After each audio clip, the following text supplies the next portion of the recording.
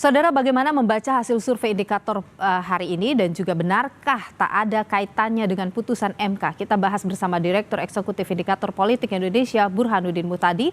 Juga ada Nyarwi Ahmad, Direktur Eksekutif Indonesia Presidential Studies UGM. Selamat petang, Bung Burhan dan Pak Nyarwi, sehat selalu. Selamat petang, Halo. Ya. Saya ingin ke Bung Burhan dulu. Ini survei indikator menunjukkan kalau elektabilitas Prabowo Gibran ini naik meskipun habis ada putusan MK ya, dan juga ada isu nepotisme dan juga Jokowi yang tidak netral begitu. Ini bisa dijelaskan nih seperti apa sebenarnya ini? Iya, jadi ini survei dilakukan pasca pendaftaran Capres-Cawapres ditutup oleh KPU, berakhir di lapangan sampai tanggal 1 November. Jadi sebelum Majelis Kehormatan MK memutuskan ya terkait dengan dugaan pelanggaran etik. Tetapi singkatnya terjadi perubahan elektoral yang mengagetkan. Saya sendiri kaget nih loh. Jadi saya pribadi punya ekspektasi isu kontroversial yang terkait dengan putusan MK yang memberi karpet merah buat Gibran itu punya dampak elektoral di tingkat bawah. Tapi ternyata istilahnya Pramudia Nantatur saya pakai untuk menjelaskan ini, ternyata apa yang saya temukan juga lembaga-lembaga lain itu sekedar mengilustrasikan badai dalam secangkir kopi. Jadi apa yang kita ributkan di media sosial itu ternyata hanya sekedar makanan atau isu yang menarik perhatian buat kaum cendekia. Tetapi secara umum masyarakat tidak menganggap itu sebagai isu yang penting buat mereka. Contohnya misalnya soal politik dinasti yang mengkhawatirkan isu politik dinasti itu turun dibanding survei yang saya lakukan pasca putusan MK. Kemudian juga misalnya soal apakah putusan MK itu disetujui atau tidak disetujui oleh publik.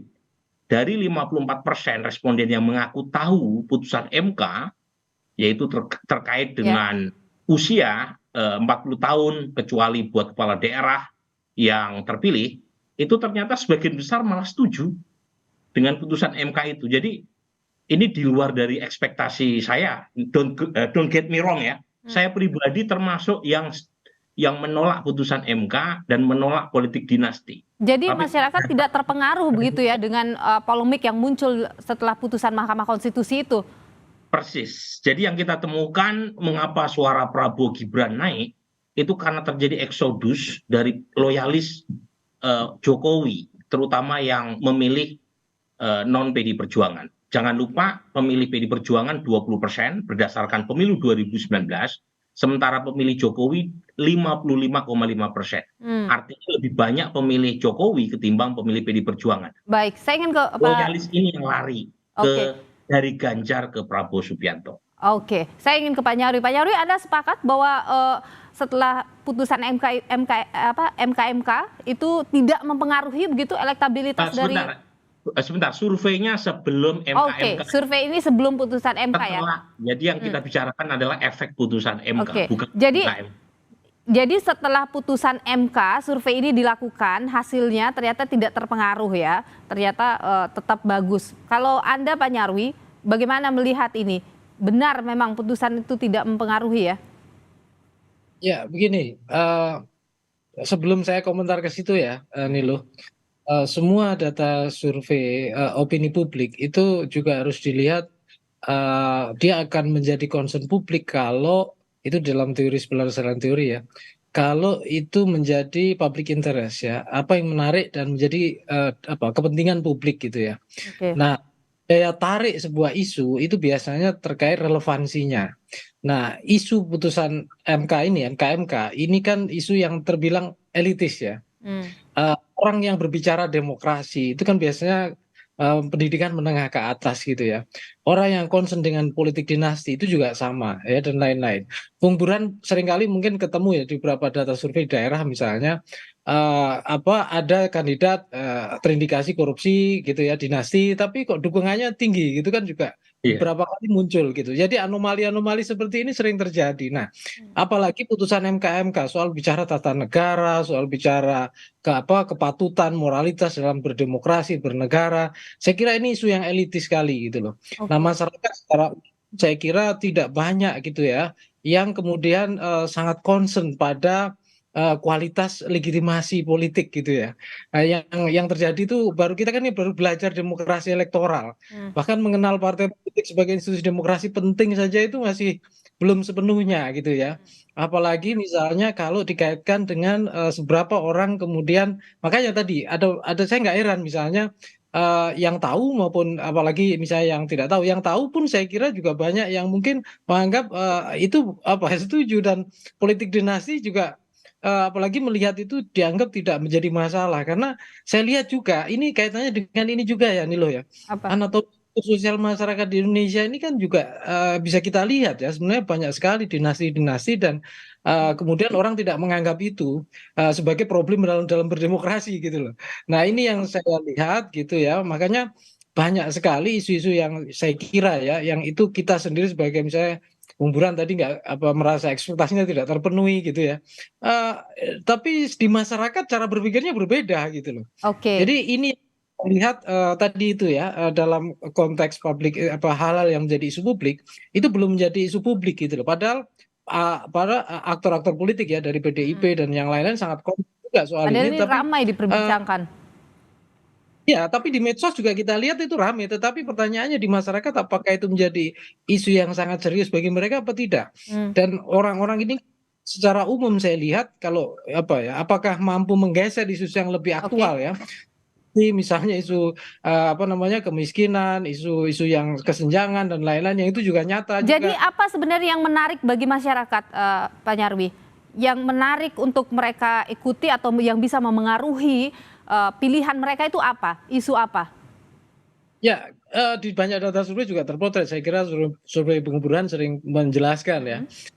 Misalnya soal kemiskinan, tenaga kerja dan lain-lain. Tetapi ya gini ya, nih loh ya. Orang kan sering nggak sadar bahwa problem misalnya ketenaga kerjaan itu muaranya, kalau kita ini kan hulu ya, ini Mm-mm. muaranya di sini. Hulunya itu problem misalnya problem demokratisasi ekonomi, problem misalnya apa kesenjangan itu terjadi karena ada dinasti, kekuasaan yang tidak dikelola secara akuntabel, demokratis, transparan dan lain-lain.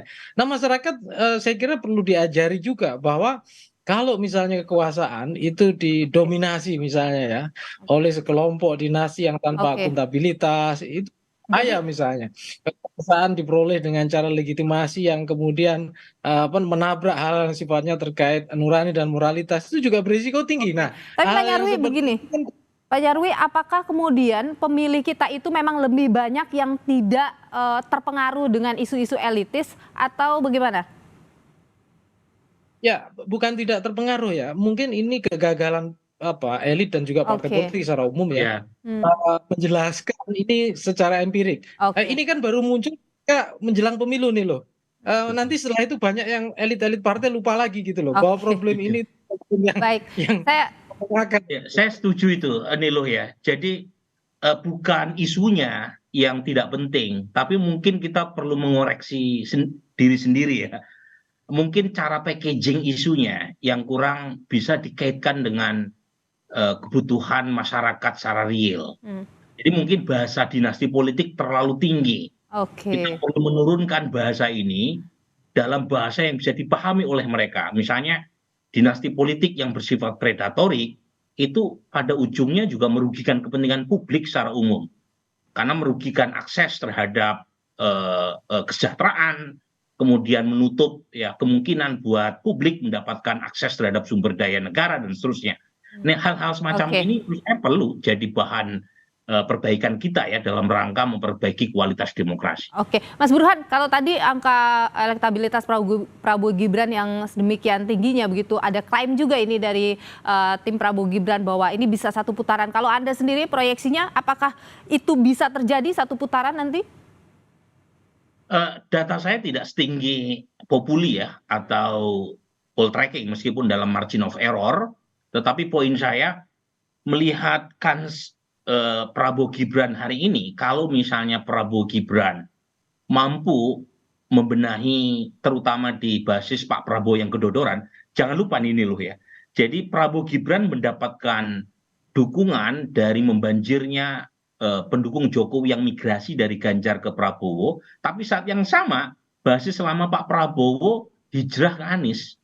Oke. karena memilih Gibran. Jadi Gibran ini satu sisi jadi aset elektoral buat Pak Prabowo karena berhasil menggerus basis Ganjar, tapi di sisi lain Gibran ini jadi liability karena pendukung Prabowo yang lama yang cenderung anti Pak Jokowi di Jawa Barat, di Sumatera itu pindah ke Anies. Jadi yang paling rugi dari tiga kontestan yang maju adalah Ganjar. Oke, Karena jadi itu yang bikin naik juga ya elektabilitas Anies Muhaimin ya. betul. Jadi Anies ini diuntungkan oleh pilihan Gibran sebagai cawapres Prabowo Subianto. Tapi itu Kenapa? angkanya besar menggerus itu. Lumayan, karena ada 6-8% pemilih Ganjar yang pindah ke Pak Prabowo, tapi kenaikan Pak Prabowo tidak sebesar penurunan Ganjar. Nah, pertanyaannya dari mana? Nah, ternyata memang ada pendukung Prabowo yang kita kan punya pertanyaan, 2019 kemarin memilih pasangan capres-cawapres siapa? Mereka mengaku memilih Prabowo Sandi, pilihannya. Nah, ketika Prabowo mendapuk Gibran sebagai cawapres, basis lama Pak Prabowo sebagian, terutama di Jawa Barat dan Sumatera, itu lari ke Anies. Nah, jadi kalau misalnya Pak Prabowo Gibran tidak mampu membenahi basis lamanya, terutama di Jawa Barat, Banten, NTB, Kalsel, kemudian Sumatera, kemungkinan Pak Prabowo Prabowo Gibran gagal Oke. meraih menang satu putaran. Oke. Dan yang maju putaran kedua adalah Anies Baswedan. Oke, Tapi kalau Prabowo Gibran mampu, ya, Prabowo Gibran mampu membenahi basis lamanya dan saat yang sama Gibran mampu menggerus basis Ganjar, bisa satu putaran. Oke. Tetapi kalau misalnya Pak Ganjar mampu membenahi tren negatif yang sekarang mereka alami dan kembali ke jalur kemenangan, saya kira yang masuk putaran kedua Prabowo versus Ganjar. Oke. Jadi apapun masih bisa Oke. terjadi.